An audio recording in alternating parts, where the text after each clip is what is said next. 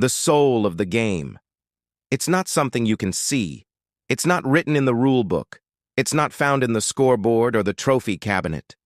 It's deeper. It's older. It's stronger. It's the invisible heartbeat that turns ordinary players into legends. And if you want to rise above mediocrity, if you want to transform your life from average to extraordinary, you must connect with that soul, the part of the game that doesn't care about talent, luck, or applause. It only answers to one thing: who you become when no one is watching. Most people never touch the soul of the game. They stay on the surface. They chase quick wins, seek comfort, and measure their worth by the opinions of others. They practice only when it's convenient. They fight only when the crowd is cheering. And when things get hard, they stop. They hesitate. They quit. But the soul of the game, it reveals itself only to those who go beyond comfort. Only to those who show up when their body is screaming to rest. Only to those who love the process more than the prize. Ask yourself, why do you play? Why do you wake up before the sun rises? Why do you step onto the field, the court, the mat, the stage? Is it to win, or is it to become? Because the soul of the game doesn't care about medals. It cares about mastery. It doesn't reward the ones who want fame. It rewards the ones who want growth. It doesn't belong to the ones who perform when it's easy.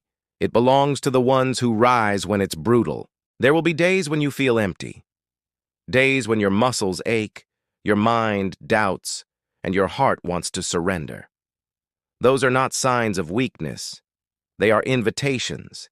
Invitations to go deeper, to strip away the noise, to face the part of you that fears failure, rejection, and pain. The soul of the game lives in that space. It lives where most people refuse to go. And if you want to discover your true potential, you must walk into that fire willingly. Every champion you admire was once invisible. Every legend you worship was once a beginner. They were not born with supernatural power. They built it, slowly, painfully, relentlessly. They failed more times than others even tried. They lost before they learned how to win. And through it all, they never forgot why they started. They understood something the average player never will. The game is not something you conquer. It's something you surrender to.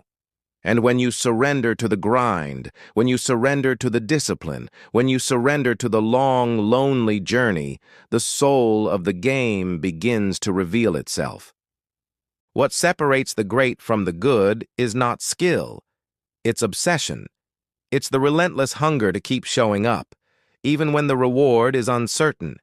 It's the courage to practice the basics 1,000 times until they become part of your DNA. It's the refusal to let yesterday's victories make you soft. The soul of the game is not in the highlight reels. It's in the hours before dawn. It's in the sweat on the floor. It's in the breath you take when no one is clapping. The truth is, the world does not owe you recognition. Your talent does not guarantee you success. Your dreams mean nothing without discipline. The game does not care how badly you want it. It only cares how hard you're willing to work for it. And when life knocks you down, because it will, the soul of the game asks you one question: will you rise again? When you fall short, don't hide. When you lose, don't make excuses. When you're overlooked, don't beg for validation. Use it. Use the doubt as fuel.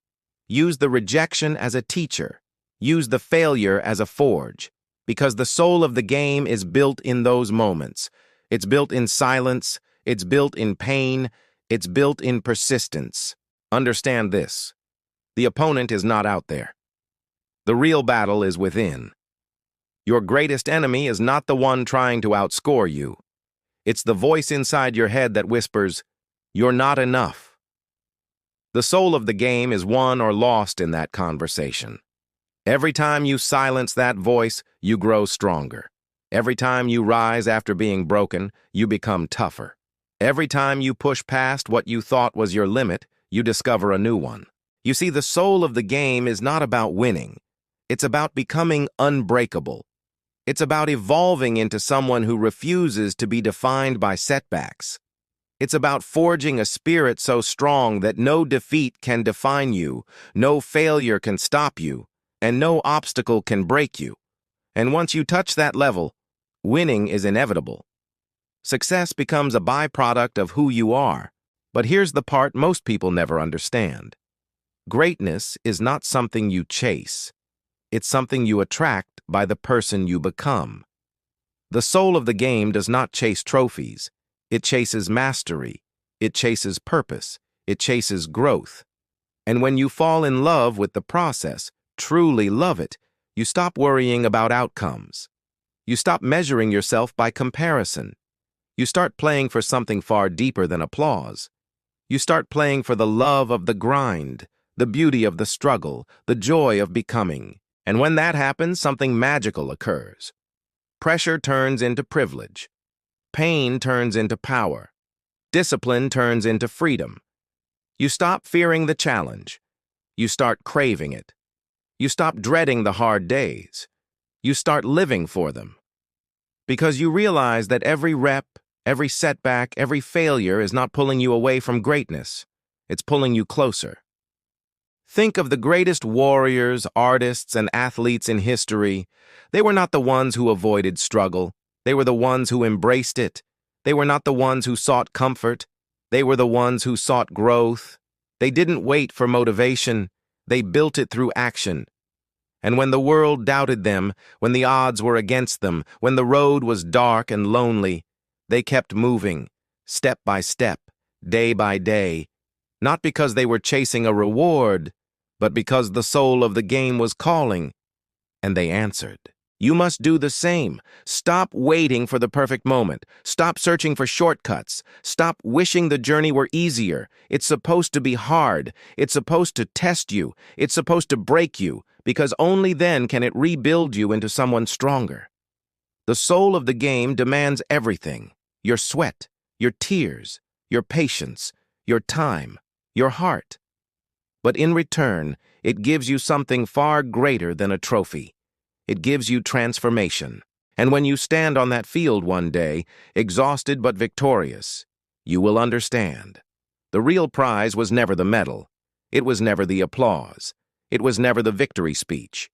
It was the person you became in the process, the warrior forged in adversity, the champion shaped by discipline, the soul that refused to break. So today, make a decision. Not just to play the game, but to give yourself completely to it. To show up when it's hard. To stay when it's lonely. To fight when it's hopeless. To love the grind when no one believes in you. Because that is where the soul of the game lives.